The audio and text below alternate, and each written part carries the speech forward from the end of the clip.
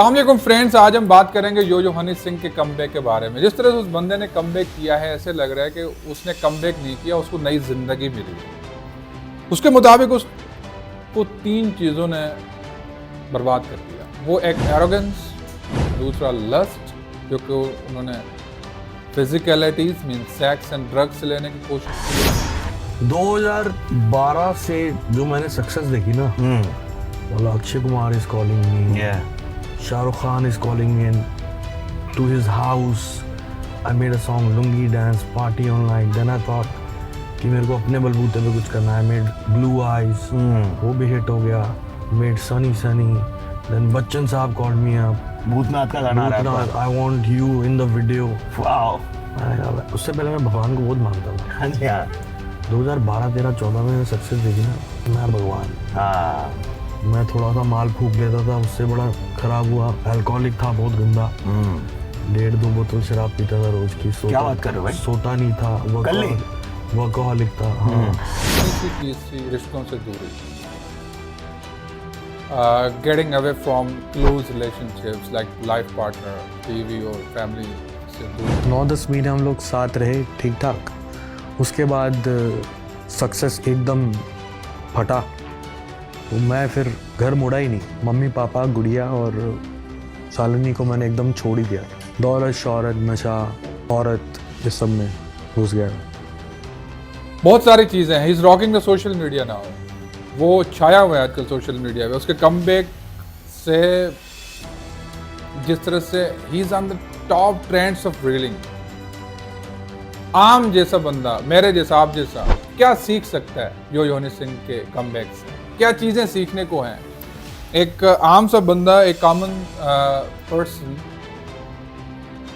मैं कहता हूँ बहुत सारी चीज़ें हैं यो यो हनी सिंह के कमबैक से सीखने को मिलती हैं, बहुत ज़्यादा. तो वही चीज़ें हम डिस्कस करेंगे आज. पहली चीज़ जो सीखने को मिलती है वो ये है कि जब भी आप उरूज पे होते हैं ना सर, तो आपका इम्तहान होता है, क्योंकि फैम इज़ फैटल. वो बंदा यही कहता है कि भाई जब मैं ग्लोरी में था ना, तो मैंने पीछे नहीं देखा, और पीछे न देखने की वजह से वो डाउन हुआ, वो गिरा. वो ऐसे गिरा कि वो बताता है कि एक सर्टेन स्टेज थी जिसमें डॉक्टरों ने कहा था कि मेरी रूटीन यही होगी कि बस मैं घर, जिम और खाना पीने के अलावा मैं बाहर दुनिया को दोबारा फेस नहीं कर पाऊंगा. इस तरह से वो बाइपोलर और साइकेट्रिक डिसऑर्डर का शिकार हुआ. वो गिरा भाई, रूज से नीचे आया सीधा. फिर मुझे बाइपोलर डिसऑर्डर हुआ. हाँ जी. और साइकोटिक सिम्टम्स हुए.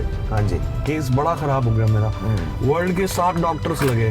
क्या बात कर रहे हो? हाँ, और कई डॉक्टर्स तो कह गए ये तो केस बहुत खत्म है, ये तो ठीक नहीं होगा, इसके बाद दवाइयाँ देते रहो, सुलाते रहो, इसका कुछ नहीं हो सकता. मतलब जो मैं कहता हूँ कि आप जब उरूज पे होते हैं ना, जो चीज़ें अंडर द चेक होती हैं, जिसमें आपका इम्तहान होता है, वो पहली जो चीज़ होती है जिसमें आपका इम्तहान होता है वो आपके रिश्ते हैं. रिलेशनशिप्स आप कैसे कायम रख सकते हैं उस टाइम.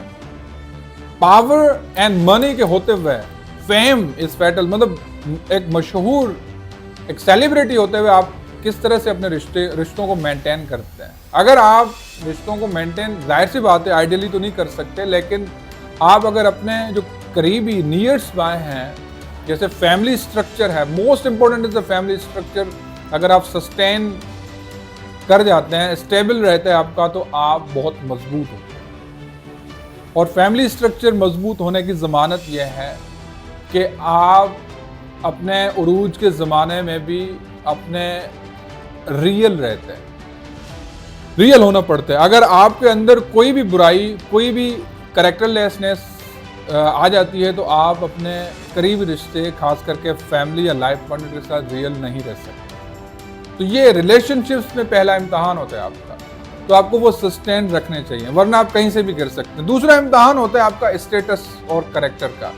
मतलब जैसे आप मकाम और किरदार में मुकाबला होता है, क्योंकि बहुत कम लोग होते हैं जब उनको कोई मकाम मिलता है, सेलिब्रिटी बन जाते हैं, तो they really maintain their character. क्योंकि किरदार वो अपना संभाल नहीं सकते. किरदार को संभालना, मकाम जब आपको मिलता है तो किरदार को संभालना एक चैलेंज होता है. अगर आप किसी भी मकाम पे अपने किरदार को साफ रख के, अच्छा किरदार कैसे पता चले कि यू आर नॉट कैरेक्टरलेस? बस एक सिंपल टेस्ट है कि आप जब वो चीज़ें करना शुरू कर दें that you can not declare in public, तो आप समझ लें कैरेक्टरलेस हो रहे हैं। अगर आप ओपनली वो चीज़ें कर रहे हैं जो कि you can declare in public, societal acceptance वाली चीज़ें कर रहे हैं, तो समझ लें कि आप कैरेक्टरलेस नहीं हैं। तो कैरेक्टरलेसनेस में जिस तरह से पड़ जाते हैं, आप अपना किरदार मेंटेन नहीं रख सकते, तो समझ लें आप फिर भी किसी भी मकाम पे हों लेकिन टूट सकते हैं, नीचे आ सकते हैं, और ऐसा नीचे आ सकते हैं कि आप जैसे थे ही नहीं। एक अच्छा मिसाल हमारी सोसाइटी में आमिर लियाकत साहब, मैं नहीं कह सकता कि वो किस तरह से थे, लेकिन वो सेलिब्रिटी थे, बहुत बड़े थे, लेकिन वो अपने चीज़ों को इस तरह से मेंटेन नहीं रख पाए कि वो आगे चल के फिर उनको सीवियर डिप्रेशन में जाना पड़े, और वो इसी तरह से फिर आगे चल के वो इस दुनिया से भी चल बसे। और बहुत सारे ऐसे सेलिब्रिटी हैं जो कि अपने कैरेक्टर बैलेंस ना होने की वजह से बहुत ज़्यादा सफ़र करते हैं। और तीसरी चीज़ है थॉट्स, बिलीफ सिस्टम या बिलीव्स। मैं नहीं कहता कि आप बिलीफ सिस्टम एक्सेप्ट करें या ना करें, लेकिन आप पॉजिटिव रहें अपने थॉट्स में। आप पॉजिटिव इस तरह से रहें कि जिस तरह से यो-यो हनी सिंह कहते हैं कि भाई मैं जब ग्लोरी में था तो वो सैटनिक टाइप चीज़ों को सपोर्ट करना शुरू किया। मतलब जब भी आप गुरूर में आते हैं ना, तो आपके थॉट्स, इवन आप अगर एक्सपोजर हो जाता है, आपको मल्टीकल्चरल एक्सपोजर हो जाता है आपके। मिसाल के तौर पर आप अगर किसी दूरदराज इंडिया या पाकिस्तान के पसमंद इलाके से हैं, रूरल देही इलाके से हैं, और अचानक बम्बे या कराची में आ जाते हैं, तो फिर आपकी जो सोच है वो चेंज होना नेचुरल है। लेकिन उस सोच के चेंज होने के बाद एक इम्तहान आपका यह है कि वो चाहे पॉजिटिव है या नेगेटिव है। अच्छा, पॉजिटिव होने की निशानी यह है कि you become humble, you become down, you become more learned. ये निशानी है पॉजिटिविटी की। और अगर आपका नेगेटिविटी की सोच है, you become more arrogant, you become more blunt, you become more rude, तो ये नेगेटिव सोच है। तो वो इस तरह से भी उनकी वो ही भाई कहता है कि मैं एक अपने सिख कम्युनिटी की तरफ से ऑस्ट्रेलिया में एक कंसर्ट था, उसमें रिजेक्शन आई, तो मेरे अंदर ये चीज़ आई कि मैं उनको इन कंसर्ट को अगर मुझे दावत मिली तो मैं बचपने वाले आवाज़ में गा के उनको शो को ख़राब कर दूंगा। तो जब आप उरूज पे होते हैं, आपको एक लिटमस टेस्ट में बता रहा हूँ कि आपकी सोच पॉजिटिव है या नेगेटिव, वो ये है कि आपके अंदर अगर रिवेंज, बदला, इस तरह की सोच ज़्यादा है, तो समझ लें आप नेगेटिव है, शैतानी सोच है। अगर आप दरगुजर और हम्बल हैं ज़्यादा, अगर आप बहुत आला मकाम पे हैं लेकिन आप हम्बल हैं ज़्यादा, तो समझ लें आप पॉजिटिव। तो ये चीज़ है थॉट्स और बिलीव्स में। और दूसरा सर वो है सोर्स ऑफ हैप्पीनेस। अगर आप गांव में हैं, अगर आप किसी कस्बे में, तो वहाँ आपके खुश होने के सोर्सेज क्या हो सकते हैं? कहानियाँ, लोगों से मिलना, लोगों के साथ उठक बैठक, सोशलाइजेशन, इस तरह से। अगर आपका मकाम चेंज हो जाते हैं, आप सेलिब्रिटी बन जाते हैं, तो फिर वहाँ आपको लोगों से मिलने जुलने का तो बिल्कुल ही कम होना, तो फिर आपकी खुशी के सोर्सेज भी और हो जाते हैं। जब आपका मकाम चेंज हो जाए तो सोर्स ऑफ हैप्पीनेस क्या है आपका? अब वहाँ पे आपका इम्तहान है। सोर्स ऑफ हैप्पीनेस, जैसे इस बंदे ने भी कहा कि मुझे अगर दूसरी चीज़ जिसने बहुत ज़्यादा तबाह किया वो लज्जतें थी। लज्जतों का मतलब है कि बॉडीली प्लेजर्स, फिजिकलिटीज मतलब हार्मोनल अरोजल्स, हार्मोनल राइजिंग्स, जिसमें टॉप पे आता है सेक्स। हार्मोनल अरोजल्स और हार्मोनल सेक्स प्लेजर्स में sex is on the top. तो उसके बाद दूसरा ड्रग स्टिमुलस, हार्मोनली, क्योंकि जैसे मैंने बताया कि अगर आपका सोर्स ऑफ हैप्पीनेस लज्जतें हैं, लज्जतों में आप खुशी महसूस करते हैं, तो इसका मतलब है आप जवाल पजीर हो जाएंगे। क्यों कि लज्जतों का अंत जो है वो बेजारी होता है। लज्जतें कभी भी आपको खुशी, रियल जो सेंस ऑफ सेटिस्फिकेशन है वो नहीं दे सकती। तो जब आप मकाम पे होते हैं, तो अगर आपके खुशियों का जरिया लज्जतें हैं, तो समझ लें आप कभी भी ऐसा सीवियर हार्मोनल डेप्रिसिएशन, जिसको कहते हैं डिप्रेशन या बाइपोलर डिसऑर्डर या साइकोटिक डिसऑर्डर का शिकार होंगे कि आप कभी क्लिनिकल साइकोलॉजिस्ट से भी ट्रीट नहीं हो सकेंगे। दूसरी जगह आपके खुशियों का सोर्स जो है, खुशियों का जरिया सर्विसेज है, खिदमत है, लोगों के साथ जो है वो मिलना जुलना, इवन लोगों की खिदमत, सर्विसेज है, जो कि प्रोफेटिक बिहेवियर है, जिसमें प्रोफेसी है, जिसमें पॉजिटिविटी है। अगर वो है खुशियों का जरिया, मतलब आप खुश होते हैं किसी की खिदमत करके, इवन आप बड़े आदमी हैं लेकिन आपको खुशी चाहिए तो आप जाके किसी की खिदमत करेंगे, तो यकीन करें आपको कोई दुनिया की चीज तोड़ नहीं सकती। आप कभी भी डिप्रेशन में नहीं जा सकते, आप कभी भी आप जो है वो टूट नहीं सकते। तो ये चीज है। और दूसरी चीज जो सीखने को मिलती है यो हनी सिंह से, बहुत अहम चीज है, वो है कि सेल्फ एक्चुअलाइजेशन। अगर आप कहीं पे भी जिंदगी के सफर में, कैरियर के सफर में कहीं पे भी आप टूट चुके हैं, आप पीछे आ चुके हैं, लेकिन अगर आप सेल्फ रियलाइज करते हैं, एक्सेप्ट करते हैं उस चीज को, तो फिर आप दोबारा शुरू कर देते हैं, दोबारा पीछे मुड़ना शुरू करेंगे। लेकिन बहुत ज्यादा लोग हमारे यहाँ, मैं अभी एक रिपोर्ट पढ़ रहा था भाई, 97% इंडियन पॉपुलेशन के किसी न किसी तरीके से किसी नफ्सियाती मसले का शिकार है। इस तरह से पाकिस्तान में बहुत ज़्यादा पॉपुलेशन नफ्सियाती मसलों का शिकार है, लेकिन वो एक्सेप्ट नहीं करते। रीज़न सोसाइटल एक्सेप्टेंस, क्योंकि उनको अपनी सोसाइटी, अपने इवन घर वाले इस हालत में एक्सेप्ट ही नहीं करते। उस डर से वो लोग कभी भी अपने नफ्सियाती मसाइल किसी को ना बताते हैं, नहीं रियलाइज़ करने देते हैं।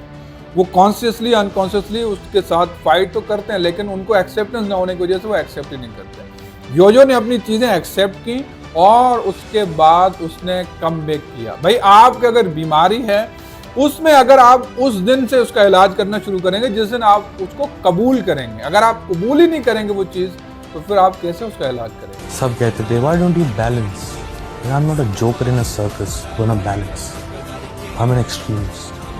कुछ नहीं करूँगा, सब कुछ 7 साल किसी को नहीं दिखाना, वो अगले 7 साल ऐसा दिखूंगा कि दिमाग फट जाएगा। तो यकीन करें आप भी इस तरह से, भाई बहुत ज़्यादा bipolar and depression is a very common thing in our society, लेकिन बहुत ज़्यादा लोग हम उन चीज़ों, उन बंदों को एक्सेप्ट न करने की वजह से वो लोनलीनेस का शिकार हो जाते हैं, वो ड्रग्स का सहारा लेते हैं, वो ड्रिंकिंग का सहारा लेते हैं, वो लिकोर्स का सहारा लेते हैं, लेकिन वो लोगों में नहीं जाने से डरते हैं। रीज़न को लोग उनको एक्सेप्ट नहीं करते। भाई अब अगर आपका रिश्तेदार, दोस्त, करीब, आप इवन आप भी हैं, तो अपने आप को पहले उस कंडीशन में एक्सेप्ट करें और फिर किसी उसका ट्रीटमेंट, इलाज करना। मोस्ट इम्पोर्टेंट जो चीज़ यो के इस कमबैक से मिलने को, मतलब वो है नियर्स, करीबी रिश्ते। वो आपको तोड़ भी सकते हैं, जोड़ भी सकते हैं। यो के केस में यही है, उसका करीबी दोस्त बादशाह, उसके इस हालत में ज़्यादातर जो उसके साथ मामला थे, वो जो उनकी जो डिप्रेशन थी, वो ज़्यादातर इस तरह के मामला की वजह से थी। अगर आपके करीबी जो लोग हैं ना, वही आपको तोड़ सकते, जो आपका हर चीज़ जानता हो, लेकिन आपको जोड़ भी वही सकता है जो फैमिली के केस में होगा। वो तो भी कह रहा हूँ, स्पिरिचुअल थोड़ा ना था, कहीं भी स्पिरिचुअलिटी का ही। तब अभिनव आचार्य का कभी फोन आया उस दौर में? नहीं, मिलते ही नहीं। मिलते थे लेकिन मैं उनसे आंखें चुराता, बहुत कम, साल में एक बार ही मिल लिए तो मैं आंखें चुराता था। भाई यो की अगर फैमिली की सपोर्ट ना होती ना उसके बंदे के पास, इवन फैमिली स्ट्रक्चर अगर उसको सपोर्ट नहीं करता ना, वो बंदा कभी भी कम बैक नहीं कर सकता। यही केस आमिर लियाकत के केस में था। भाई वो अगर बंदा डाइवोर्स था दोनों बीवियों से, वो अगर बंदा अपनी फैमिली को कम बैक करता बजाय घर में अकेले पड़ने से, तो शायद यो की तरह वो कर सकता था कम बैक। लेकिन फ़र्क ये था कि उस बंदे ने अपना पूरा का पूरा स्ट्रक्चर पहले ही ख़त्म कर दिया था, तो इस वजह से he was in severe loneliness. लेकिन यो के केस में ये था कि वो बंदा फैमिली बैकअप की वजह से कम बैक कर पाया।